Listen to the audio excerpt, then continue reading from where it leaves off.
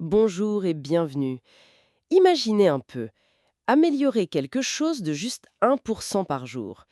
Ça peut mener à une transformation assez radicale sur un an. C'est fou, non? Ah oui, bonjour.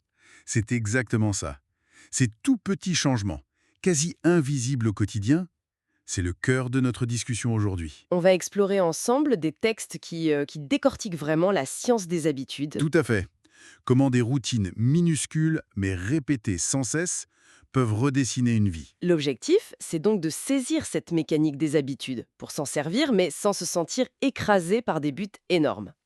Alors, ce fameux 1%, comment ça marche concrètement? Ben, c'est le principe des gains marginaux. L'effet cumulé, quoi. 1%, ça paraît rien. Mhm. Mais sur 365 jours, ça ne fait pas plus 365%. Ça multiplie le résultat par presque 38. C'est cette puissance exponentielle qu'on oublie souvent. L'exemple du cycliste britannique est assez parlant là-dessus. Ah oui. Ils n'ont pas cherché la révolution, mais plein de petites améliorations de 1%. Les pneus, ok, mais aussi les oreillers, le gel de massage. Des trucs qui semblent un peu triviaux, non? Exactement. Pris séparément, ça semble mineur, mais c'est l'agrégation, l'ensemble de tout ça qui a créé un avantage décisif. D'accord. Mais attention, il faut être patient. Les textes parlent bien de la vallée de la déception. Ah oui, cette phase où on a l'impression que rien ne se passe. C'est ça. On fait des efforts, on progresse, mais les résultats visibles tardent. Et c'est là que beaucoup lâchent l'affaire. Juste avant le décollage de la courbe, en fait. C'est important de rappeler ça. Que nos habitudes actuelles, notre trajectoire, compte plus que les résultats immédiats. Si on est sur la bonne voie, ça finira par payer. Exactement. Il y a un déclencheur, un signal. Ok. Ensuite, l'envie, la motivation, le désir d'agir.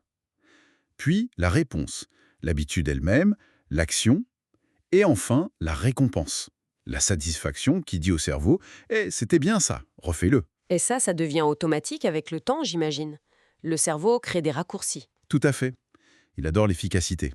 C'est super pour libérer de l'attention. Mais bon, Mais dangereux si c'est une mauvaise habitude qui tourne en pilote automatique. précisément. D'où l'importance d'avoir des stratégies. Et l'une des plus fortes, c'est de changer son identité. Changer son identité, c'est-à-dire. Se concentrer sur qui on veut devenir, pas juste ce qu'on veut obtenir. C'est plus profond. D'accord. L'exemple du fumeur, peut-être. C'est le classique, oui. Dire « j'essaye d'arrêter », ça maintient l'identité de fumeur qui lutte. Alors que penser et dire « je ne suis pas fumeur », ça commence à bâtir autre chose. Chaque cigarette refusée devient une preuve de cette nouvelle identité. Donc nos actions renforcent qui on pense être. C'est puissant. Et l'environnement là-dedans, on sent bien que ça doit jouer. Énormément. Une autre stratégie clé. Rendre les bons déclencheurs évidents. Et les mauvais, invisibles. Comme l'histoire de la cafétéria. Oui, l'étude d'Anne Thorndike. Juste en mettant des bouteilles d'eau partout, bien visibles, La consommation d'eau a grimpé en flèche. sans rien dire. Exactement. Pas de leçon, juste un environnement modifié. Les gens dits disciplinés, en fait, structurent souvent leur vie pour éviter la tentation. Ils n'ont pas plus de volonté, ils l'utilisent moins. Astucieux. Ce qui nous amène à rendre les choses faciles. La loi du moindre effort. Ben oui, c'est humain. Donc, pour une bonne habitude, il faut réduire la friction. Moins c'est compliqué, mieux c'est. La fameuse règle des 2 minutes. Ah oui, commencer petit. Juste 2 minutes. C'est ça. Et inversement, pour une mauvaise habitude, on ajoute des obstacles. Rendre la tâche plus pénible, débrancher la console, la ranger. Chaque petit effort en plus compte. L'automatisation aussi, ça aide. Genre les virements programmés. Ah, ça c'est le top pour rendre facile. Une fois mis en place, ça roule tout seul. Bon, et puis il reste la dernière étape, la récompense. Il faut que ça soit satisfaisant. Et vite, si possible. Notre cerveau aime le plaisir immédiat. Et c'est tout le défi. Parce que les bénéfices des bonnes habitudes sont souvent lointains. Alors il faut tricher un peu. Créer une satisfaction immédiate, même symbolique. Voilà. L'astuce des trombones, là. C'est un bon exemple. Le commercial qui déplaçait un trombone pour chaque appel.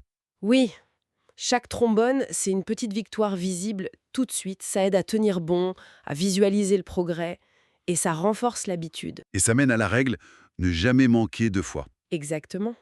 Rater un jour, ça arrive. Mais rater 2 jours de suite, c'est là que ça commence à déraper.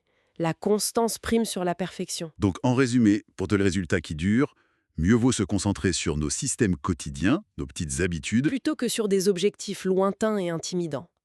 Le système avant le but. C'est un changement de perspective, en fait. Tout à fait. Moins de pression, plus de régularité. Ce qui nous laisse avec une question, peut-être. Quelle serait cette micro-habitude, celle qui paraît insignifiante aujourd'hui, mais qui, maintenue jour après jour, pourrait changer complètement notre trajectoire de vie?